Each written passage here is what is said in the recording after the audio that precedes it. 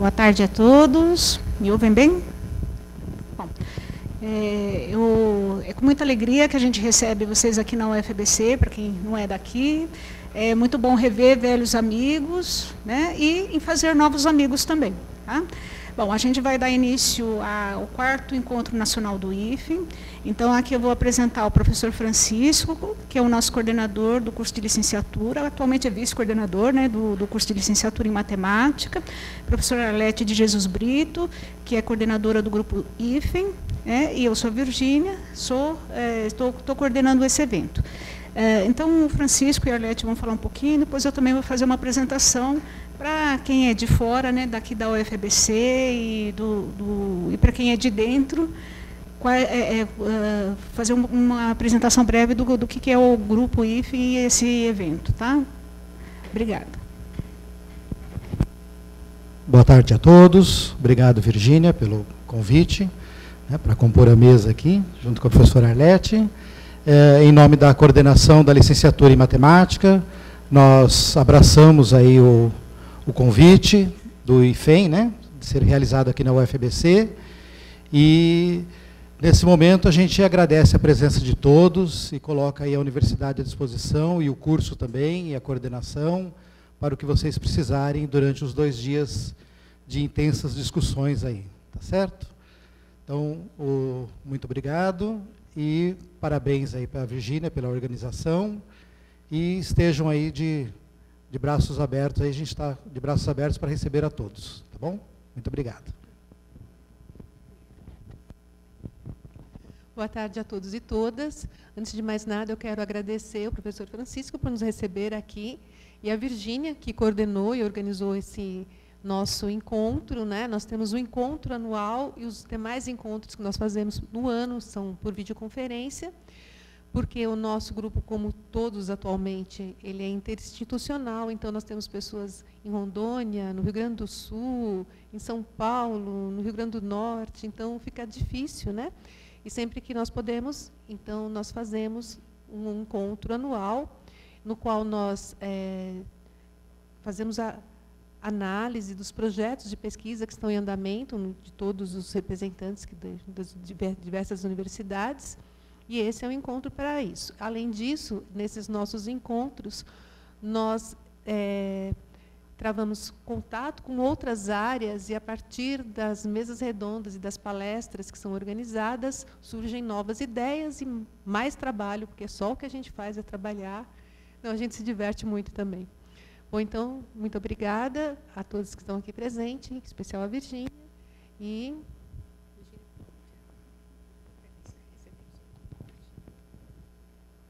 então, alô? Alô?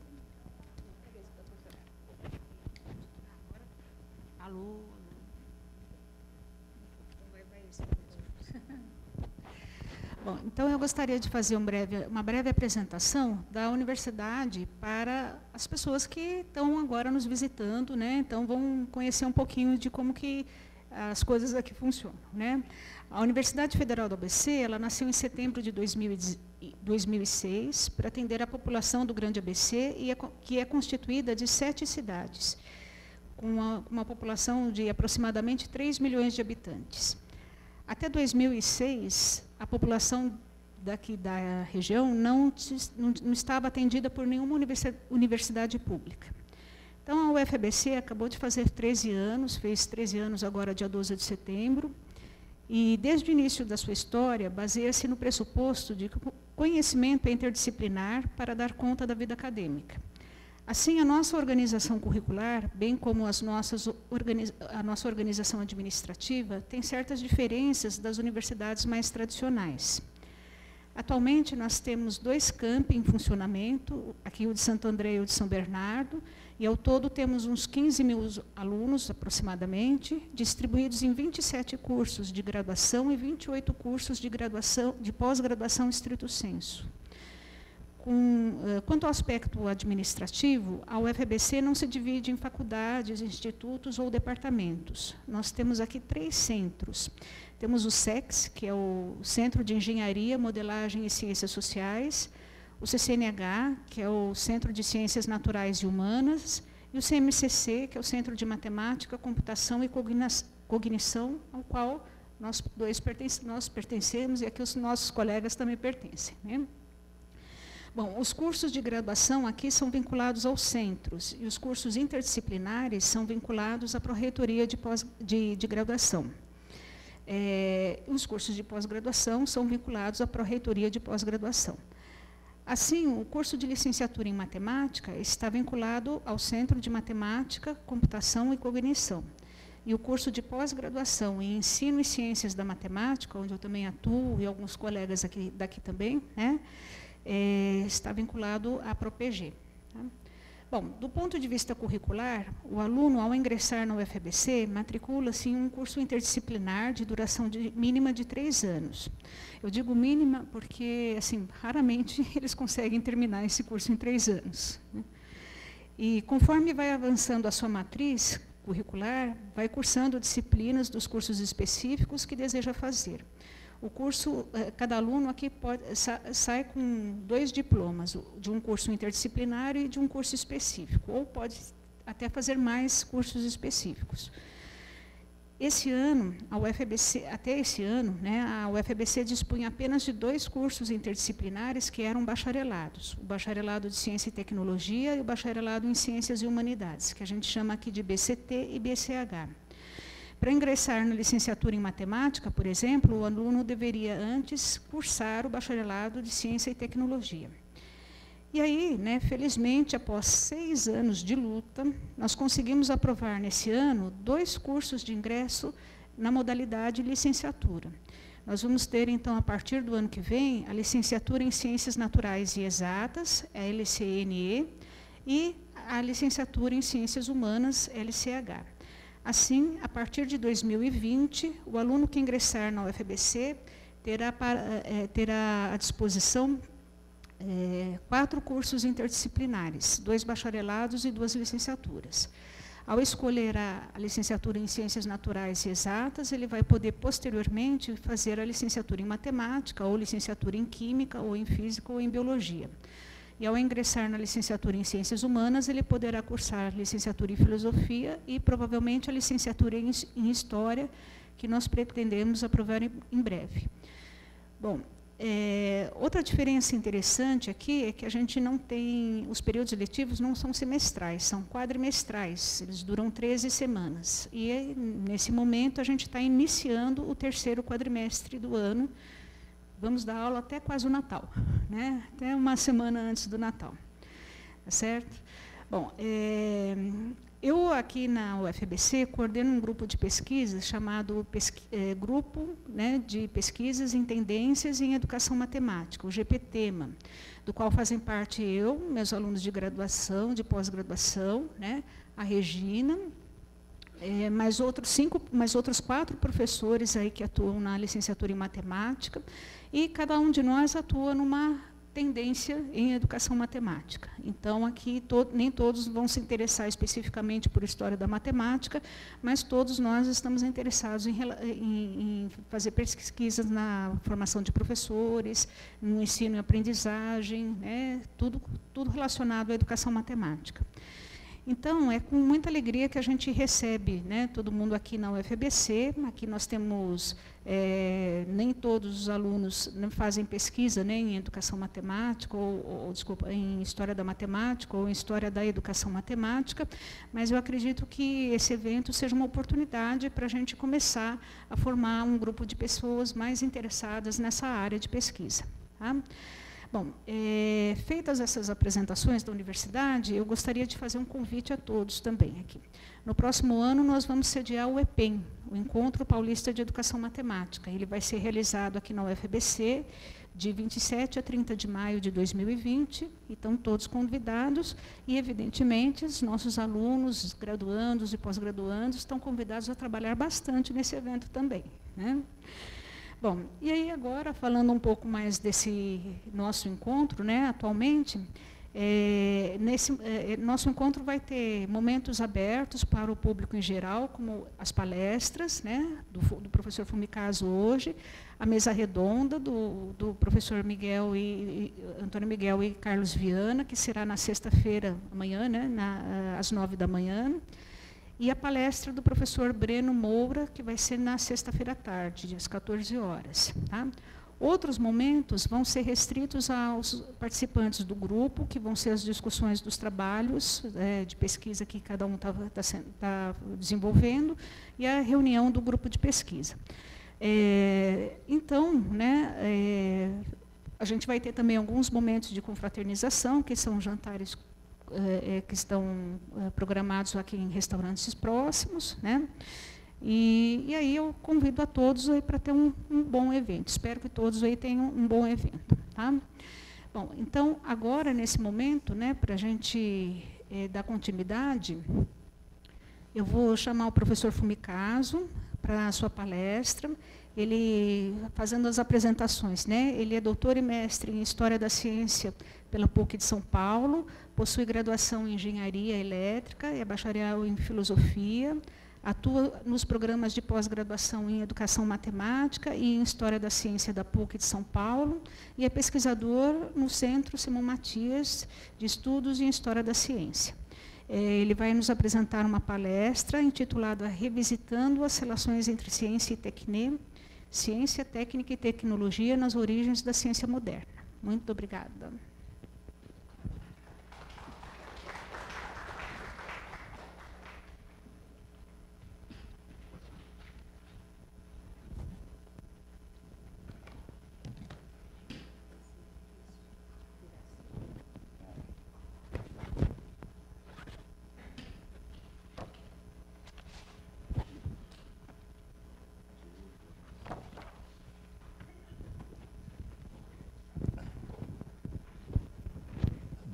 Boa tarde a todos, todas.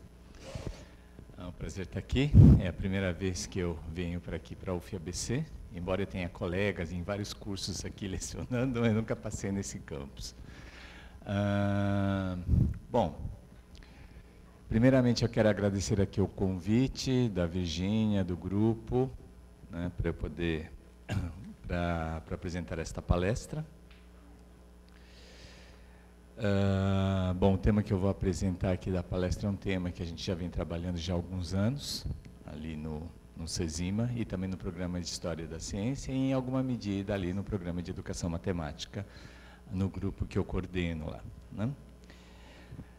Eu pensei muito no que apresentar, né, mas como eu recebi a notícia que teria uma discussão depois, então eu pensei, em vez de apresentar alguma coisa de pesquisa ligada à história e tecnologia, eu pensei em trazer uma discussão mais voltada às questões historiográficas, né, da história da técnica e da tecnologia, para depois a gente poder fazer uma discussão de como é que a gente, a partir das ideias que eu vou apresentar aqui, a gente poderia pensar em educação matemática, ou mesmo na história da matemática.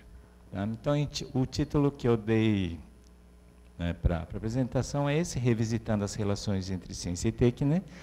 Daqui a um pouco explicarei o que vem a ser a técnica. E tem um subtítulo de Ciência, Técnica e Tecnologia nas origens da ciência moderna. Okay? Bom, essa minha apresentação... obrigado. Essa minha apresentação, na verdade, ela faz parte de um projeto que surgiu há alguns anos atrás. O projeto esse intitula Ciência e Técnica na Primeira Modernidade, a transmissão de conhecimentos por meio de textos, instrumentos e imagens. Né? É um projeto coordenado pela professora Maria Helena Rocha Beltrán e por mim, ali no Centro Simão Matias de Estudos de História da Ciência. Né? A ideia deste projeto ela surgiu, na verdade, numa das edições do TechSoc, né, que é um Simpósio Nacional de Tecnologia e Sociedade. Né? Em 2013, nós coordenamos um grupo, o GT10, intitulado Ciência e Técnica na História, com o objetivo de discutir ali, né, sobre as variadas possibilidades de interação entre ciência e técnica, com foco em diferentes formas de registro e transmissão de conhecimentos sobre a natureza e as artes, né, ou TECNAI. Daqui a pouco explicarei o que eu estou entendendo por TECNAI aqui. Naquela ocasião, pode passar, nós recebemos vários trabalhos, e grande parte desses trabalhos estavam focados nos processos, né, de adaptação, de transformação, de transmissão de conhecimentos em diferentes épocas e culturas, né? E esses trabalhos, uma vez apresentados, nós percebemos que muitos deles contribuíram para elucidar as atuais relações, né, de ciência e tecnologia que nós temos hoje. E a partir daí, então, nós pensamos de desenvolver, nós rascunhamos um esboço, depois nós aprimoramos um pouquinho mais as ideias, refinamos as ideias e chegamos nesse projeto. Tá? Com que objetivo? Com o objetivo, basicamente, de analisar diferentes possibilidades de interação entre ciência e técnica, manifestadas já ali nas origens da ciência moderna, com foco especial aí ao papel que tem os instrumentos e as imagens nas formas de transmissão de conhecimento sobre a natureza e as artes propostas naquele período. Qual que foi qual que foi a base, né? Como é que a gente, por que esse projeto se tornou interessante naquele momento, né? Nós temos ali um grupo grande que faz a pesquisa, né, então, inclusive interinstitucional, com outras instituições, não só aqui do Brasil, mas também fora do Brasil, onde nós discutimos muito questões voltadas com as formas de interação de conhecimentos, mas mais preocupados com as formas de elaboração de saber, né? Ali que pega basicamente o período ali de século XV, XVI e XVII, né? Nesse grupo, nos encontros que nós fazíamos, né, já estava avançada bastante a discussão de que os conhecimentos teóricos e práticos, eles adquiriam ali, eles passavam a estabelecer uma nova relação, ali, mais ou menos no século XVI, mais propriamente dito, onde os instrumentos, aparatos, né, os artefatos, né, e as imagens, né, principalmente as imagens de livro impresso,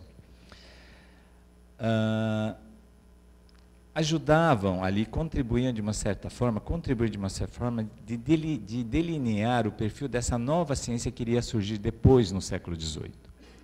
Entretanto, muitos dos estudos que a gente tinha analisado ali no momento, a gente percebia que muitos desses instrumentos e aparatos e as imagens não eram consideradas como fontes de investigação, né?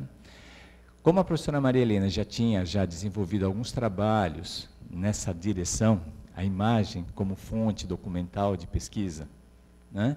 E eu já tinha avançado um pouquinho na questão ligada aos instrumentos, artefatos e às máquinas, né? A gente pensou, a gente refinou um pouco mais essa ideia e a gente chegou, né, a desenvolver vários seminários de discussão ali e a gente chegou no projeto. Tá?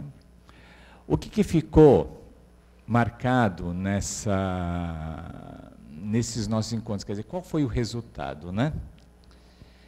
Que dentro desse processo onde você conjuga conhecimentos teóricos e práticos, né, não que não existisse relação entre conhecimentos teóricos e práticos antes do século XVI e XVII, mas a natureza dessa relação se modifica no século XVI e XVII, o que nós percebemos que, se a gente for analisar ali no perfil da ciência clássica, antes de entrar na ciência moderna, nós vemos que os instrumentos e aparatos, eles começam a adquirir outras funções e outros atributos dentro desse processo. Tá? E um deles, que é muito marcante nesse período, é a ideia de que esses instrumentos e aparatos, eles passam a se transformar em mediadores entre a natureza e o homem. Né? Parece óbvio a gente dizer, todo instrumento media, não é? Mas isso não era muito óbvio, por exemplo, antes do século XVI. Uma outra questão muito interessante que surgiu nessa nossa discussão é que, nesse processo de mediação, um instrumento é que me permite transcender a natureza, de transformar a natureza num outro. né? E isso, como eu vou desenvolver um pouquinho mais adiante, isto está na base, inclusive, da nova concepção de ciência que começará a nascer ali a partir do século XVII. Né? Esse processo de transcendência, onde o sujeito sai da natureza e transforma a natureza num objeto, ele transcende a natureza, né? Nesse movimento está implícito toda uma postura ligada a controle da natureza, a manipulação da natureza, e aí começou a fazer sentido alguns atributos ligados ao surgimento da ciência experimental. E nesse processo a matemática também tem papel importante no processo, não tanto que a partir daí nós passamos a elaborar uma nova matemática, uma matemática moderna. Né? No que diz respeito às imagens, né, principalmente aquelas que estão nos livros impressos, né, a gente detectou ali, né, que não são meras ilustrações, né, mas na verdade também são formas de registros. Né. Ela não é só um registro de um conhecimento que está sendo transmitido, mas ela também é uma forma, ela não é só uma forma de transmitir o conhecimento, né, mas a própria imagem me mostra, ali no processo, quando nós vamos avançando, né, no livro impresso do século XVI, XVII, XVIII, a própria imagem, ela me mostra este mesmo processo, onde os instrumentos e as imagens transmitem e definem esse perfil da nova ciência que vai surgir. Né? E aí, como a professora Maria Helena muitas vezes insistia, né, que inclusive é aqui que está a chave, que contribui para a gente entender um pouquinho os padrões de linguagem visual que irão surgir a partir daí. Então, tendo isso tudo em consideração, né, nós resolvemos ali desenvolver um projeto, né, e esta minha fala está ligada a esse projeto, onde nós entendemos aqui que esses produtos os instrumentos, os aparatos, as imagens, que na verdade são produtos do trabalho artesanal, ou seja, do trabalho mecânico, né? Ars, na verdade, traduz o termo grego tekne, de onde deriva, né, o nosso termo arte, né? Que esses produtos do trabalho artesanal, na verdade, eles passaram a fazer parte ali das novas formas de elaboração de conhecimento sobre a natureza e da própria arte, tá? Nas origens da ciência moderna. E a partir daí a gente vê uma grande proliferação de tratados, principalmente tratados relacionados à construção e uso de instrumentos, e instrumentos aqui nós vamos ter que entender no sentido muito mais amplo, né? Incluem aqui as máquinas, as calculadoras, né? As máquinas de calcular, as réguas, inclusive os instrumentos matemáticos. Tá?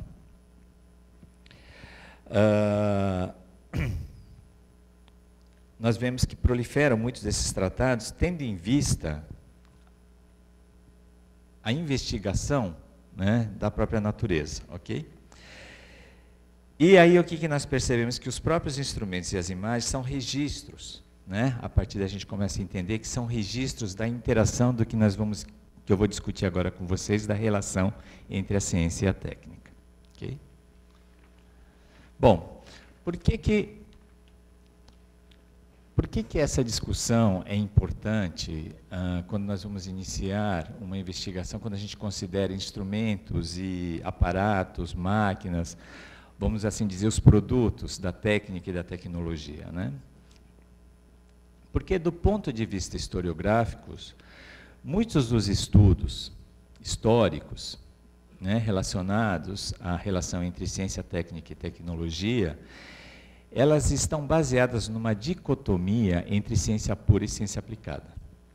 A grande parte dos estudos que nós consultamos traz por pressuposto de que a técnica e a tecnologia, na verdade, elas são, vamos assim dizer, epistemologicamente oportunistas. Né? É uma expressão cunhada por Bunge, onde a própria tecnologia e a técnica, ela não tem um estatuto ontológico autônomo ali legitimado. Né?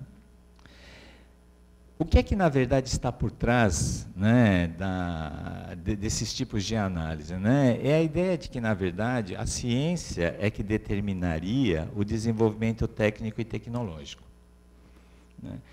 Esse pressuposto, ele, na verdade, ele foi colocado ali no início do século XX. E todas as leituras, né, e todos os estudos, utilizando, inclusive, documentos originais, tendem a interpretar essa documentação toda sobre essa perspectiva.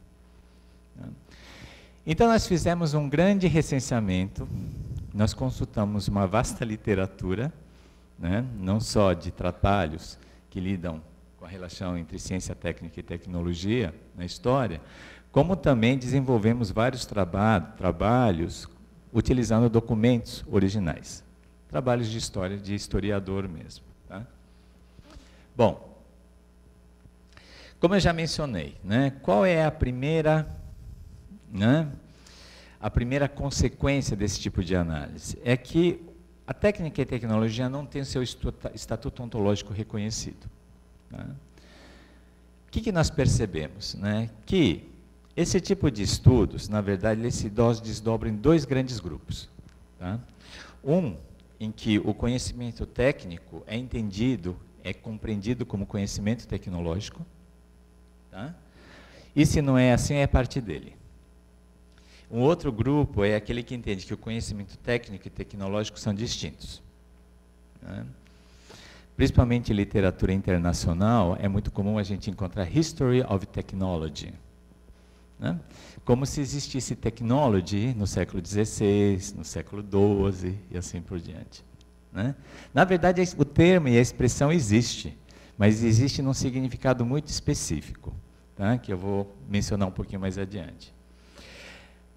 A consequência é que esses dois grandes grupos vão gerar dois tipos de narrativas históricas, vão dar origem a dois tipos de narrativas históricas distintas.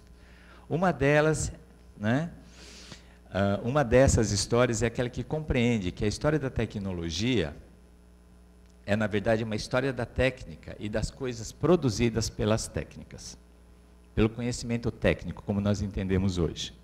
Tá? A outra vai distinguir que existem dois tipos de história. Existe uma história da técnica e existe uma história da tecnologia, porque entendem técnica e tecnologia de formas distintas. Este segundo grupo, essa segunda forma de narrativa, geralmente vai entender que a técnica, na verdade, é precursora da tecnologia. Tá?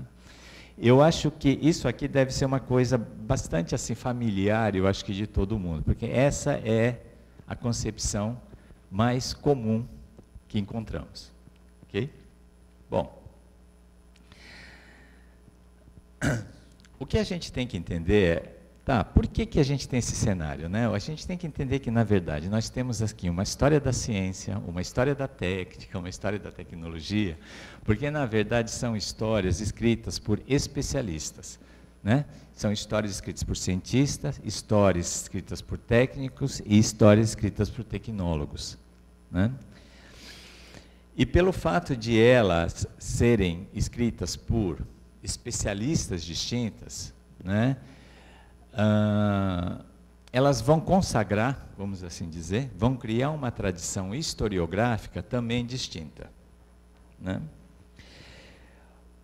Essas histórias, entretanto, essa história da ciência, da técnica e tecnologia, entretanto, como eu falei antes, elas estão baseadas, né, nessa concepção dicotômica que eu apresentei anteriormente, entre ciência pura e ciência aplicada. Então, há aqui, quando a gente vai consultar essas histórias escritas por esses especialistas, eles entendem que, de alguma maneira, existe ali uma relação de subordinação. Tá? Ou, às vezes, a ciência é anterior à técnica, ou, às vezes, a técnica é anterior à ciência, ou, às vezes, a tecnologia, né? A técnica é precursora da tecnologia, ou, às vezes, a própria tecnologia é o começo de uma ciência. Né? Então, desdobram-se aqui em diferentes temas, né? As pesquisas se desdobram em diferentes temas, mas que, em última instância, eles acabam distinguindo entre dois tipos de história. Existiria uma história da tecnologia, que assimilaria a história da técnica, e uma história da ciência. E a discussão acaba indo para a discussão entre a relação entre ciência e tecnologia, né, sempre ali discutindo qual é o grau de subordinação entre essas duas áreas de conhecimento, esses dois campos ou essas duas esferas de saber. Tá? Então, o que eu quero mostrar para vocês aqui um pouquinho de que na verdade acontece, é uma forma de contar talvez uma história da própria história da ciência e da técnica e da tecnologia. Tá? Então, vamos falar um pouquinho o que é que aconteceu, quer dizer, como é que, do lado da história da tecnologia, esses especialistas abordaram, né, historiograficamente, iluminaram historiograficamente suas análises. Tá? Pode passar. Bom.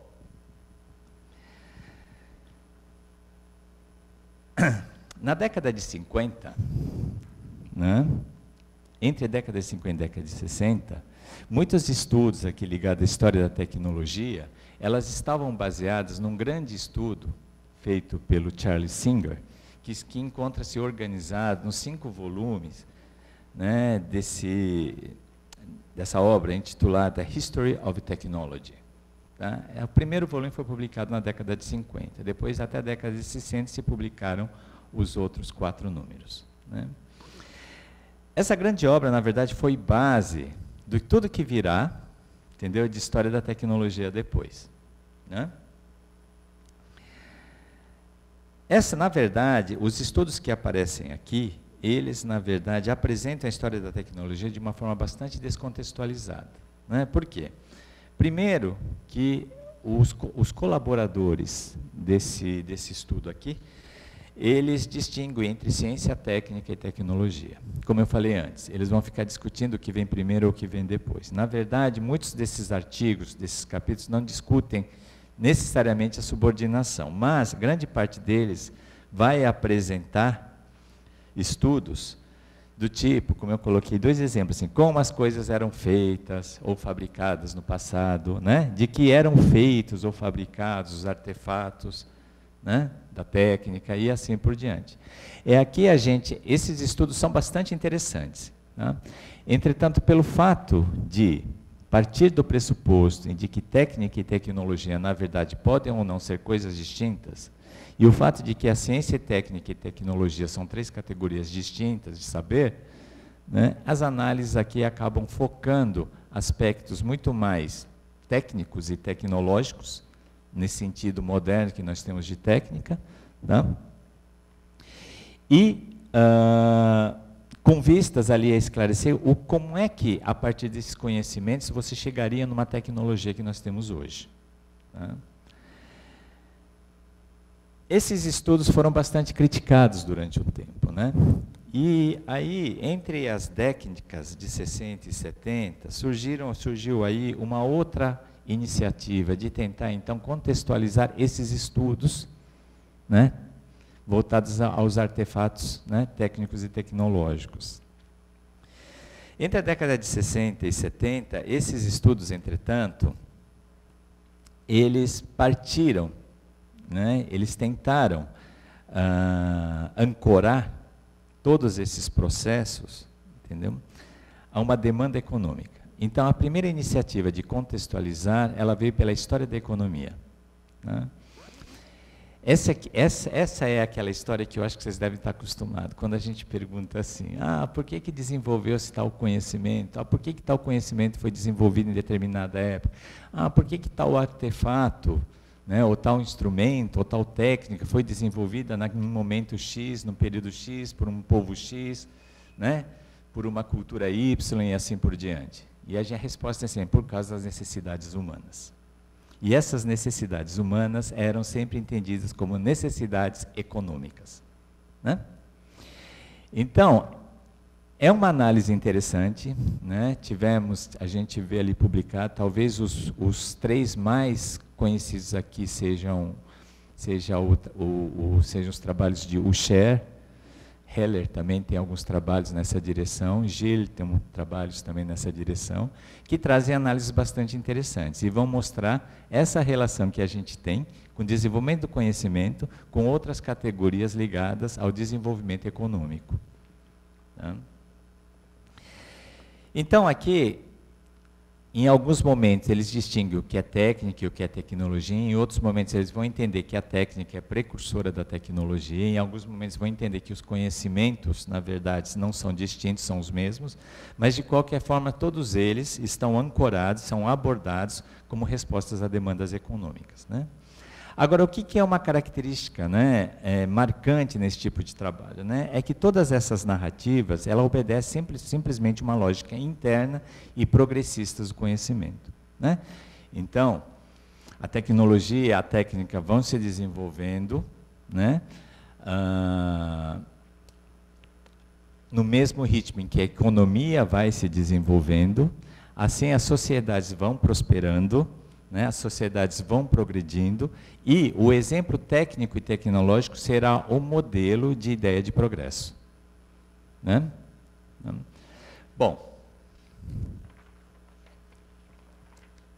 ainda, né, dentro desses estudos, vão surgir outras tendências, né, que vão ver que não basta simplesmente a gente abordar técnica e tecnologia numa perspectiva econômica, né?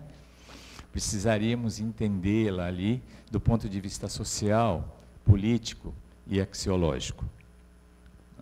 Então surgirão umas primeiras iniciativas ali nessa direção, entretanto isso vai surgir dentro daquela discussão que também quem trabalha com história já deve conhecer bastante.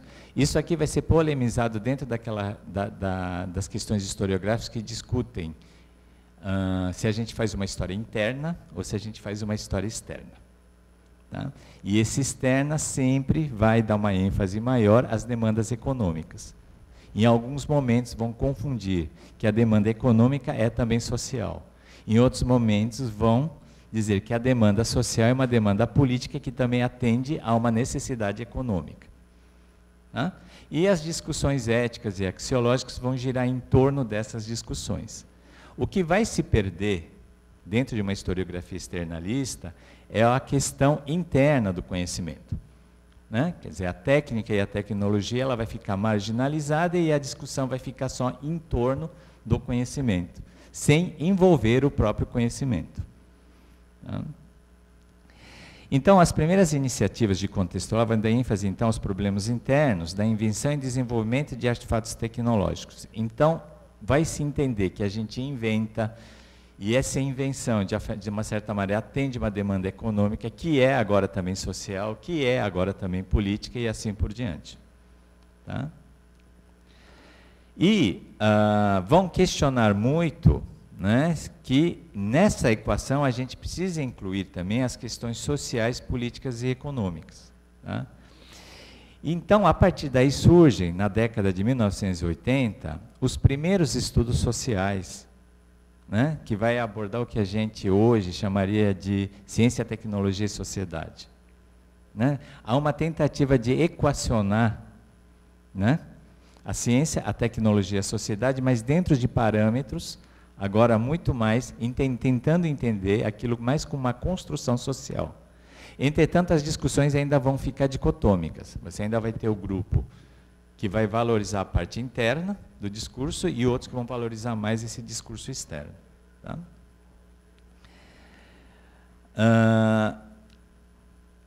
Essa discussão, entretanto, ela vai chegar também na história da ciência. Lembra como que eu mostrei anteriormente, né? Nós vamos estar divididos entre historiadores da tecnologia e historiadores da ciência, porque nós temos dois especialistas, nós temos o cientista e temos ali o profissional de ciência aplicada, o tecnólogo e o técnico.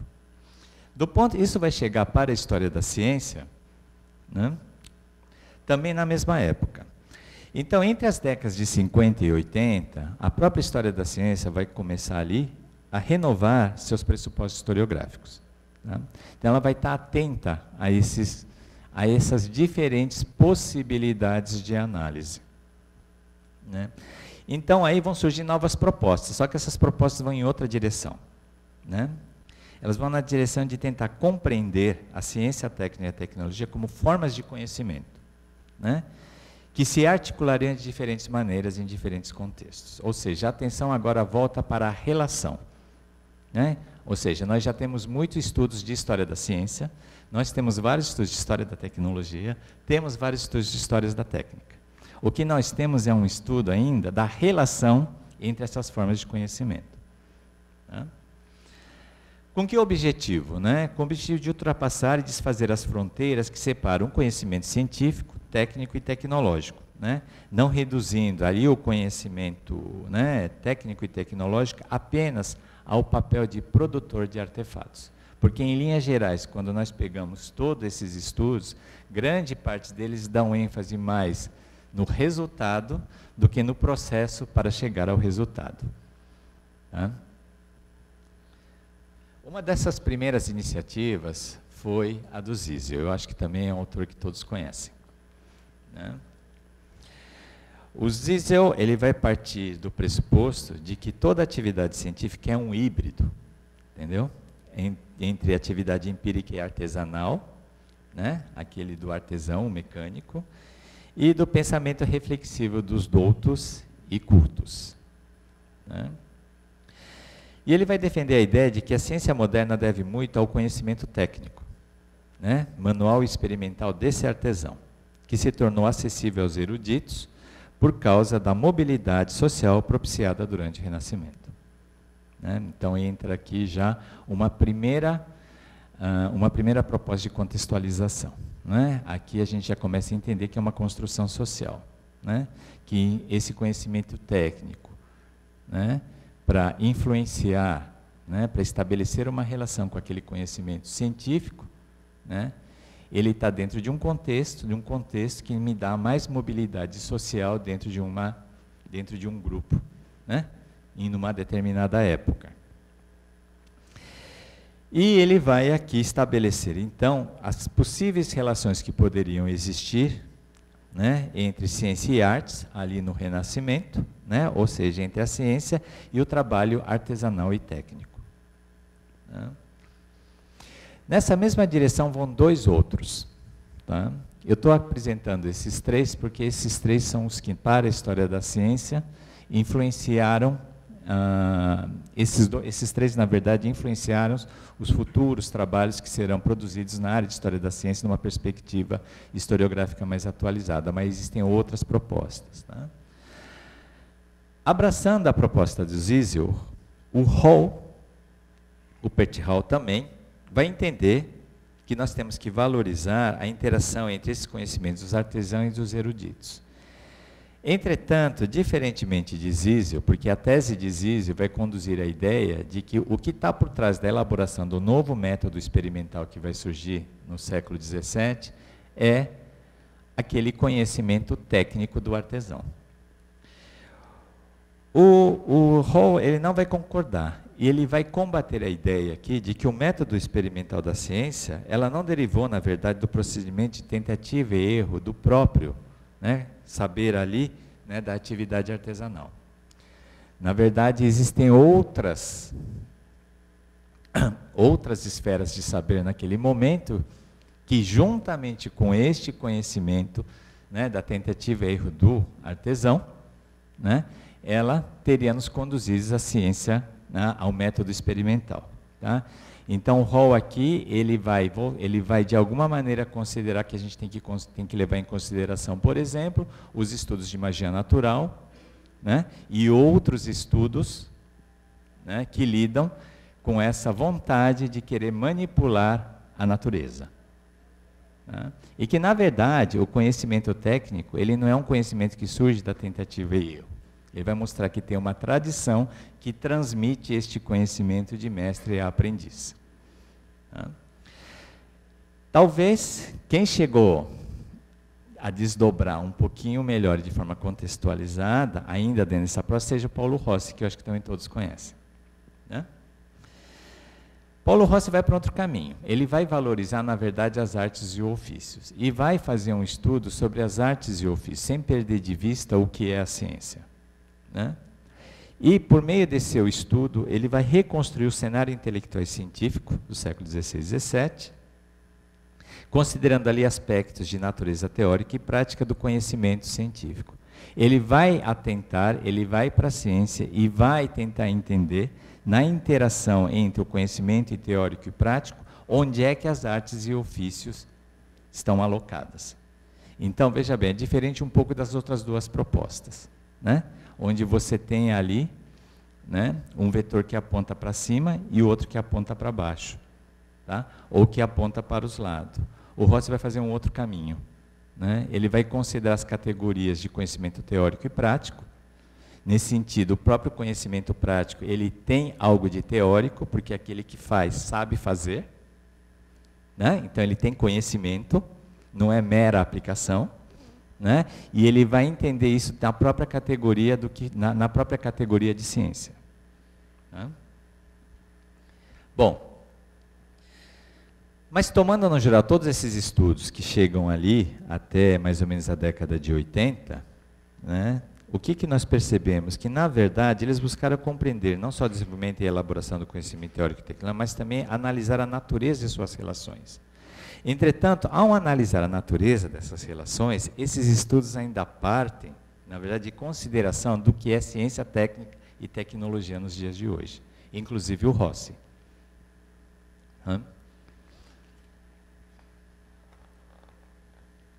Bom, então, o que é exatamente conhecimento técnico, tecnológico e científico, né?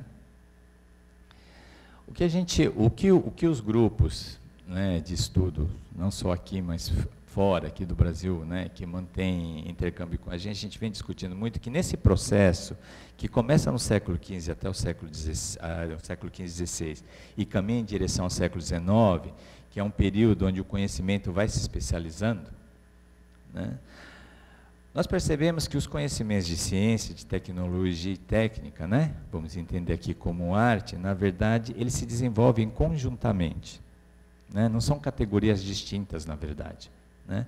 A gente distingue, né, do ponto de vista epistemológico, mas tem ali um critério social nesse processo, né, que se a gente vai tentar entender como construção social, nós temos que levar em consideração, né. O que a gente propôs, então, é tentar entender nesse caminhar, através de estudos baseados em documentos originais. Então, nós fazemos ali um grande mapeamento, né, dos conhecimentos das artes e ofícios, né, para poder entender como é que, né, esses conhecimentos, de certa maneira, se relacionam. Entretanto, sem considerar, entendeu, essas amarras mais duras, de que eu tenho que ver ali uma coisa teórica para encontrar uma coisa prática, ou eu tenho que encontrar ali alguma coisa prática que caminha para o teórico. Não, simplesmente analisando documento por documento, caso por caso, para ver de que maneira todo o conhecimento se organiza naquele contexto, naquele lugar, né, e naquela época. Ok? Em linhas gerais, né, do ponto de vista, agora, numa análise mais epistemológica, né, o que a gente percebe? Que há, na verdade, uma classificação de saber, né, talvez a mais consagrada, se mais conhecida, seja aquela de Aristóteles, né, que distingue entre os conhecimentos da episteme e os conhecimentos da técne, né. A episteme, né, que depois será traduzido como scientia, que dá origem ao que nós entendemos hoje como ciência, né, e a técnica, que às vezes era também chamada de mecane ou mecanique, que é traduzida para o latim como artes, que vai ser a base do que nós entendemos como arte em geral. Elas têm ali como critério de distinção, né, basicamente a finalidade que tem um conhecimento.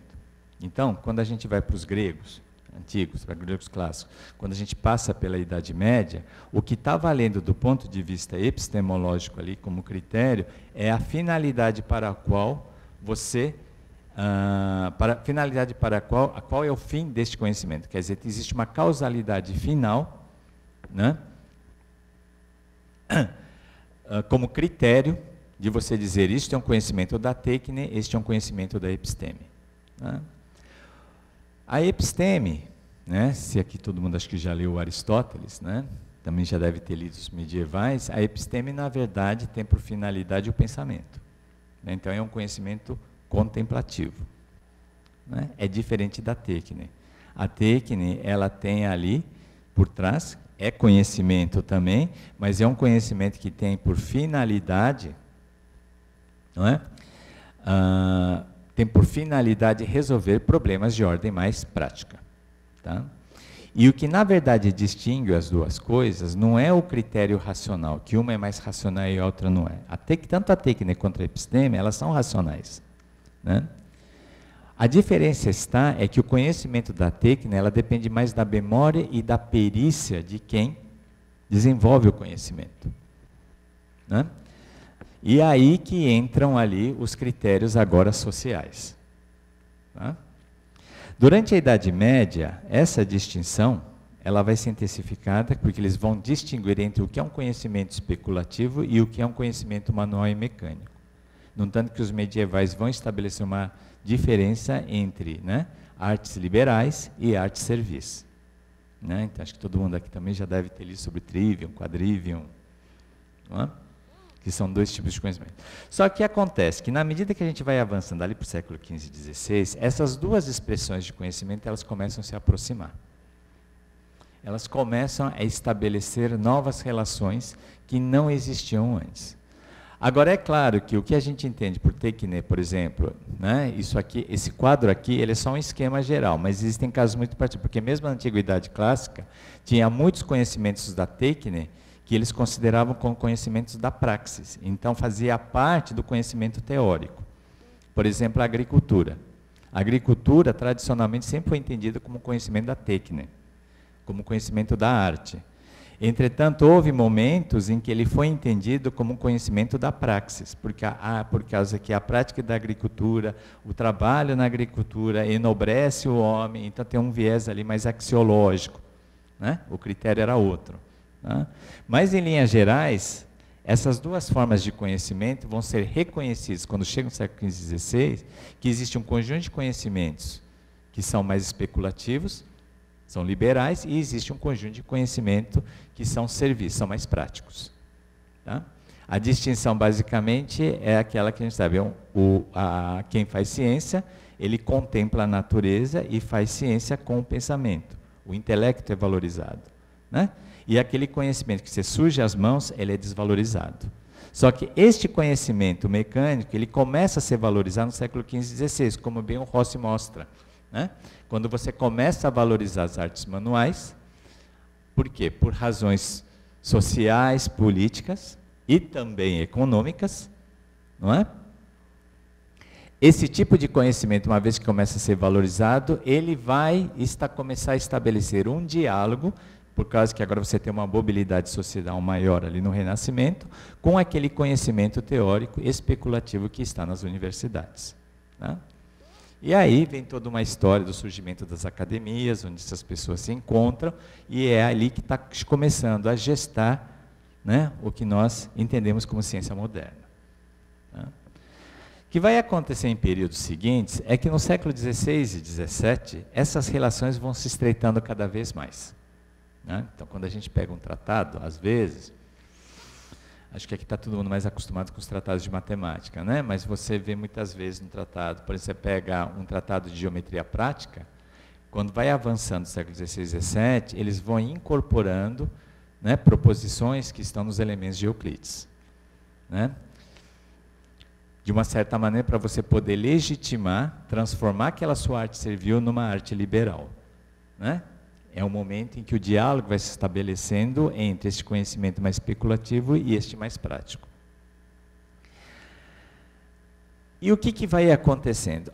Na medida que o tempo vai passando ali, na medida que a gente vai avançando no século XVII, né, o conhecimento teórico ele vai cada vez mais requerer do conhecimento prático.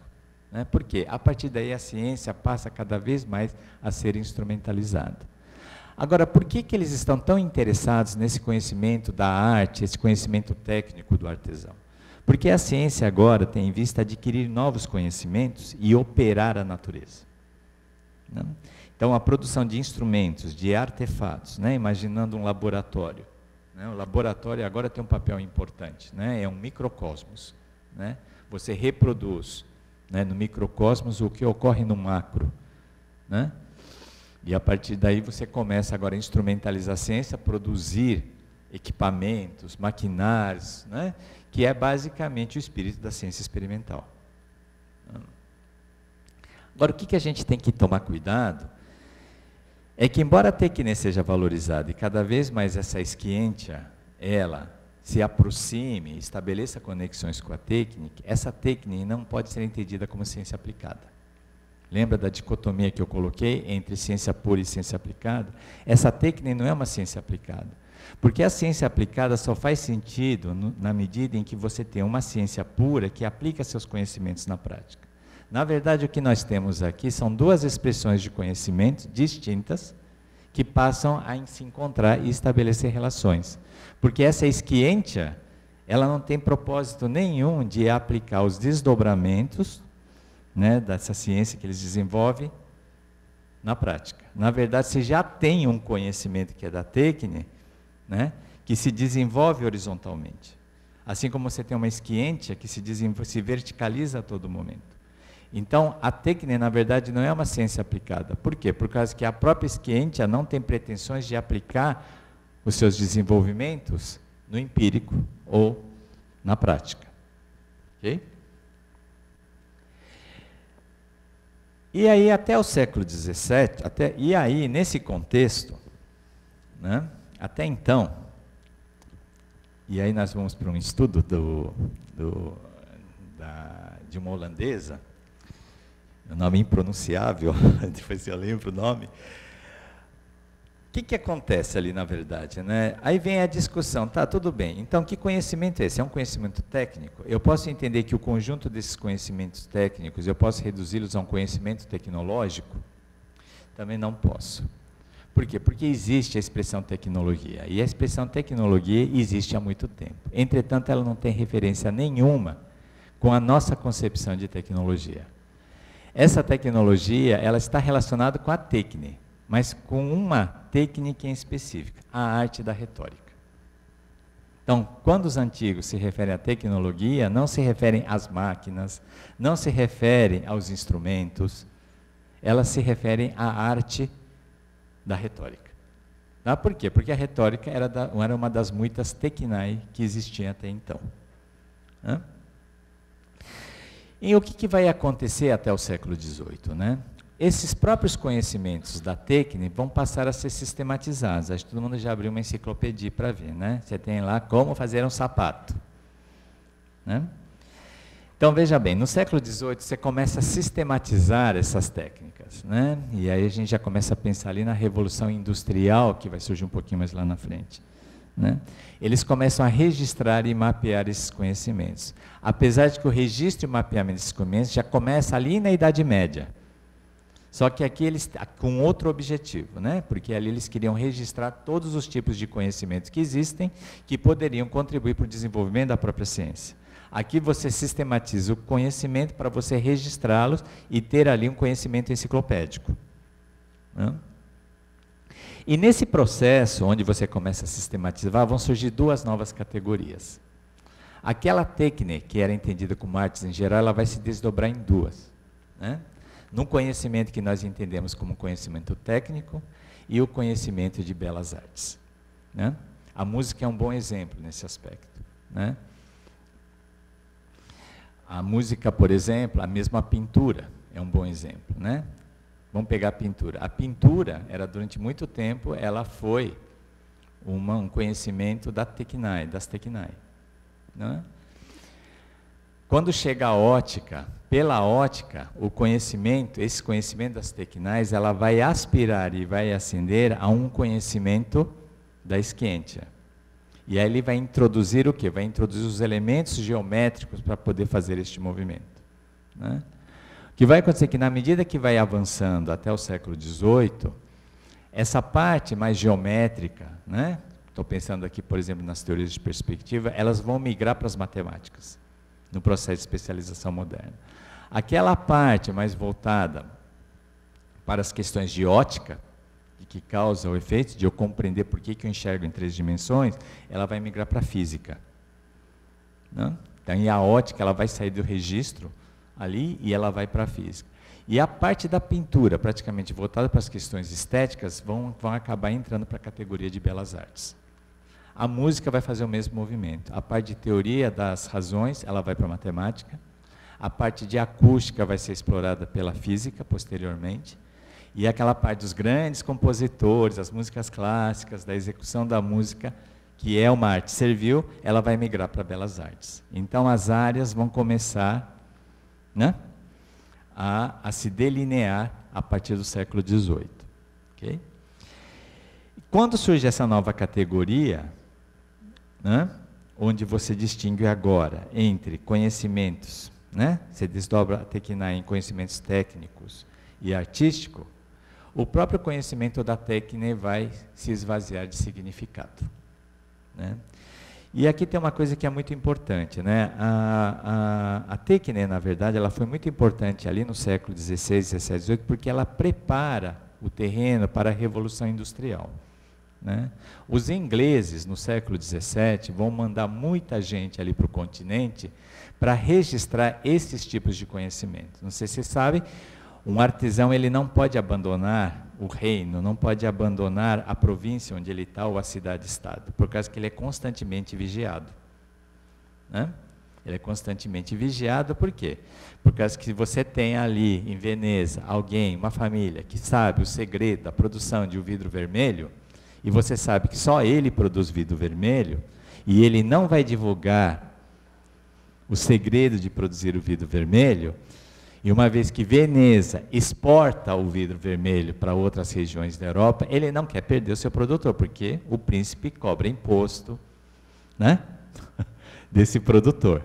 Né? O que era muito comum era as pessoas levarem o artefato, né, como Giordano Bruno muitas vezes fazia, levava presentes, porque ele era embaixador, ia para a Inglaterra, levava os presentes, o rei pegava os presentes, mandava lá para o seu artesão e fala, descobre aí o segredo de como é que ele faz ficar vermelho.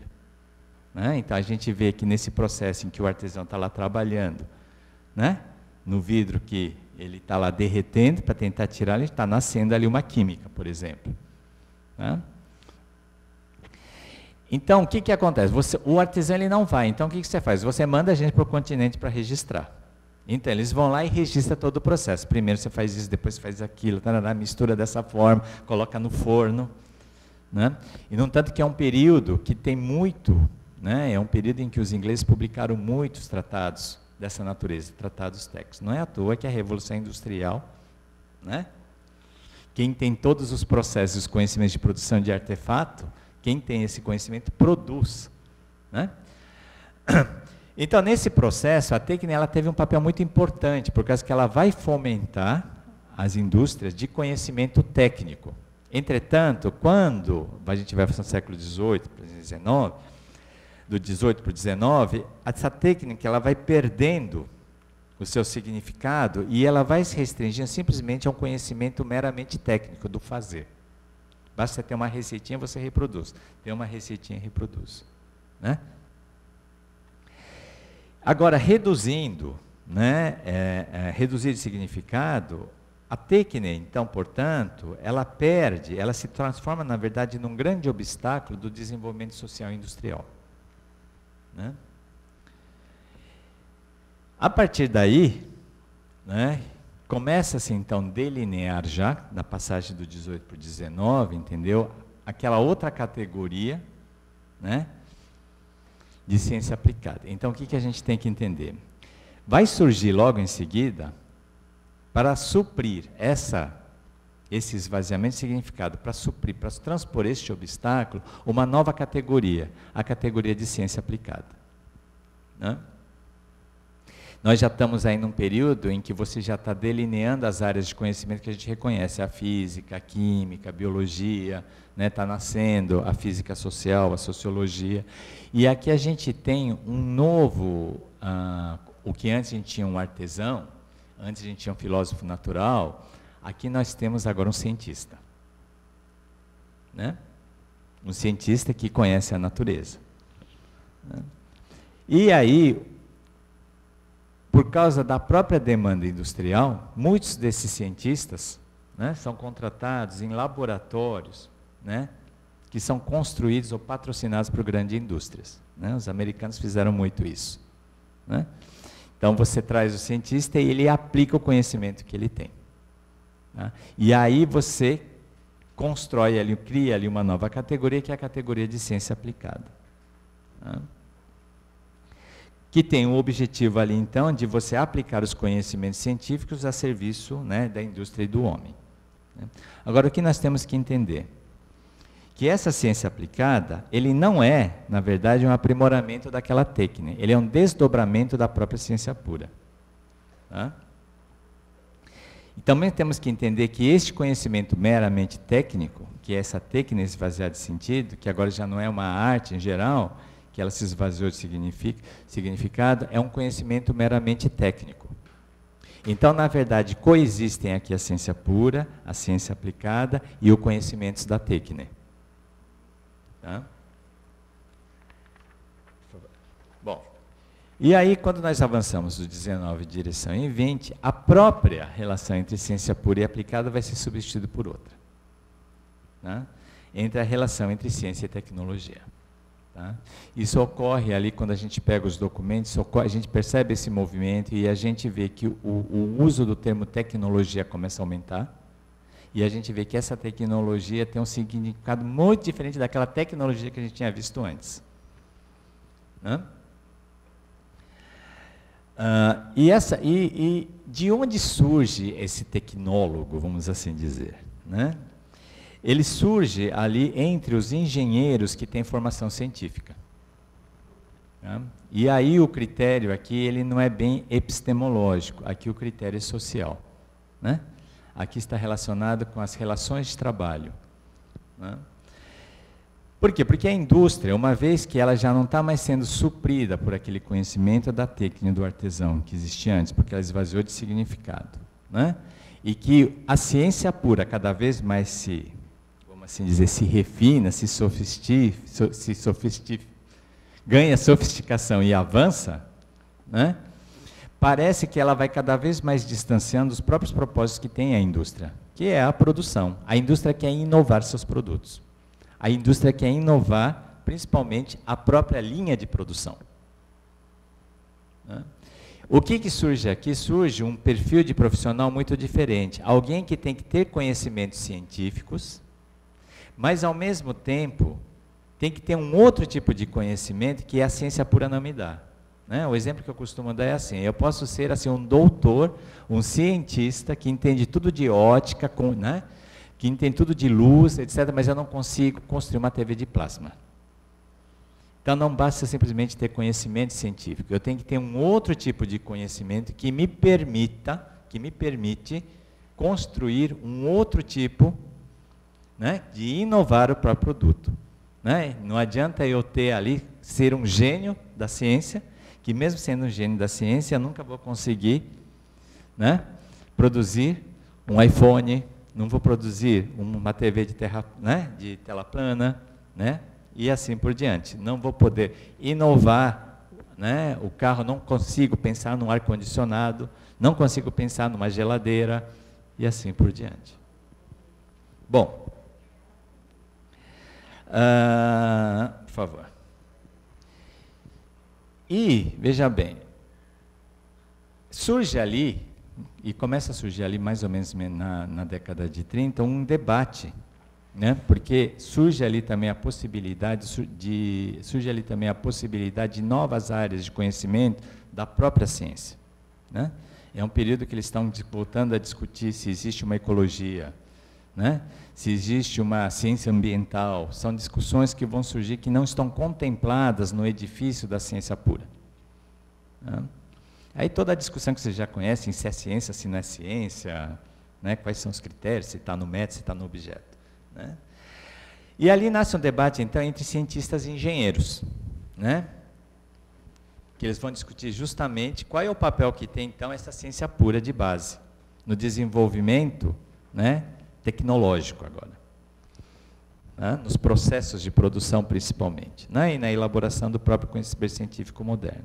Né, porque também tem uma outra contrapartida aqui, que eu não vou mencionar aqui, mas depois a gente pode discutir no nosso debate, que existe também esse outro caminho, de que a ciência cada vez mais requer, entendeu, de conhecimentos tecnológicos, que cada vez mais você precisa de equipamentos sofisticados para fazer análises. E a pessoa que desenvolve esses instrumentos sofisticados precisa ter tanto conhecimento de ciência, mas um outro conhecimento que o cientista não tem.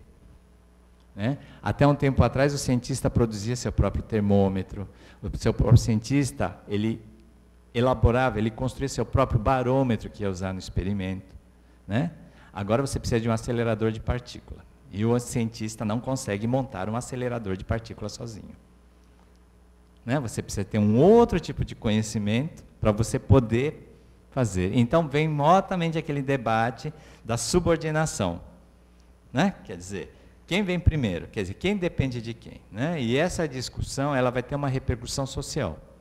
Né? Então, de um lado, nós vamos ter ali aqueles que defendem que a ciência pura é necessidade suficiente para o desenvolvimento técnico. Por outro lado, dizer que o conhecimento tecnológico ele é independente dessa ciência pura e de base. Né? Claro que aqui os tecnólogos estão querendo agora um reconhecimento, né, social e até econômico, entendeu, da sua própria atividade. E nesse debate vão entrar uma série de figuras. Eu coloquei algumas que são as mais importantes. Entre esses extremos, nós temos um debate, nós temos um matiz de opiniões. Tem aqui, nesse espectro, né, nesse matiz de opiniões, eles são influenciados não por cientistas, engenheiros e a própria indústria, mas também por responsáveis em política científica. Tá?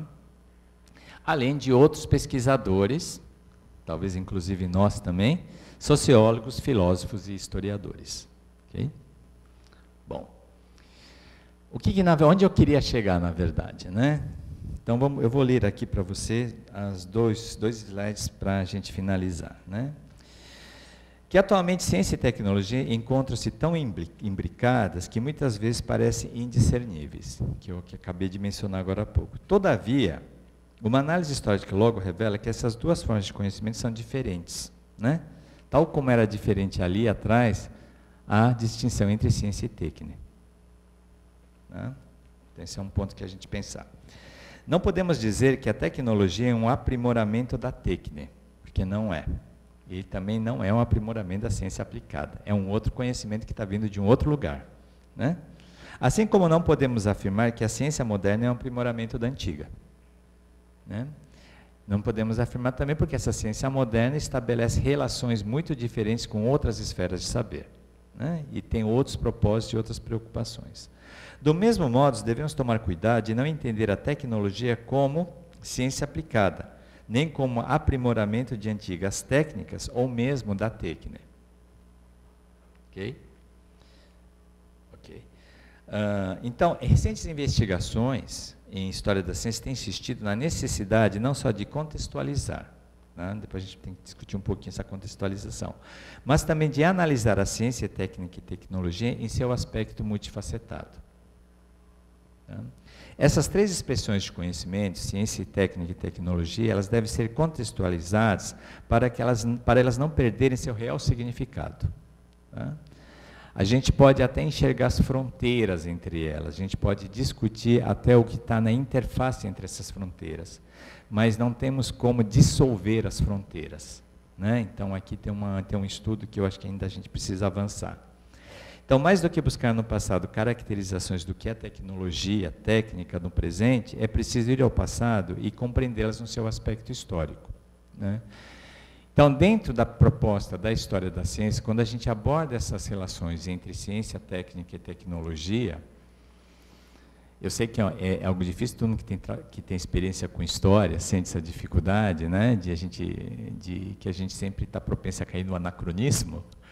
Mas, na medida do possível, a gente precisa entender o que é a técnica, né, e se há uma tecnologia no passado, né, no passado, sem ir para trás com preconcepções, né, que nós temos do presente, né, para que a própria natureza e a relação que a natureza da técnica e também a própria relação que a técnica estabelece com as outras esferas de saber, sejam contempladas, para que ali a gente consiga desvelar a natureza real da relação entre elas.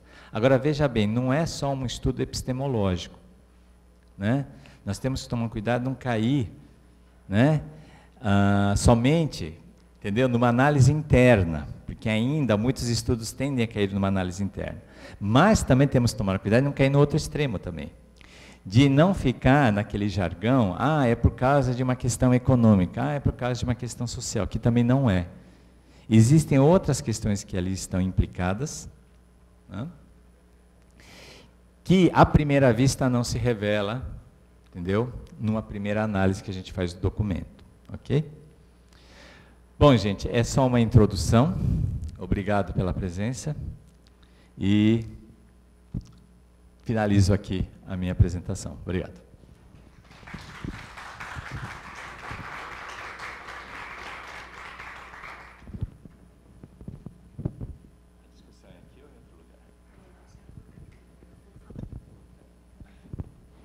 Bom, agradeço ao professor Fumicaso essa palestra.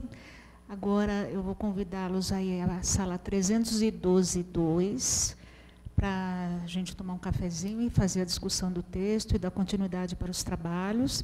Só que antes eu queria deixar registrado uma coisa que eu esqueci de falar na introdução.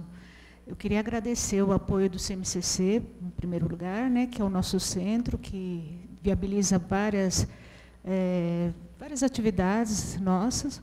Queria também agradecer a coordenação do curso de licenciatura em matemática, especialmente ao Francisco, que nos apoia em todas as nossas estripulias por aqui, né? E queria também agradecer aos meninos que estão me ajudando aqui a realizar o evento, que são o Wesley, o Ricardo, que está lá fora, e o Reginaldo. Tá? Obrigada. Então, por favor, vamos para a sala 312-2. Quem não é daqui, siga quem é daqui. Tá? Obrigada.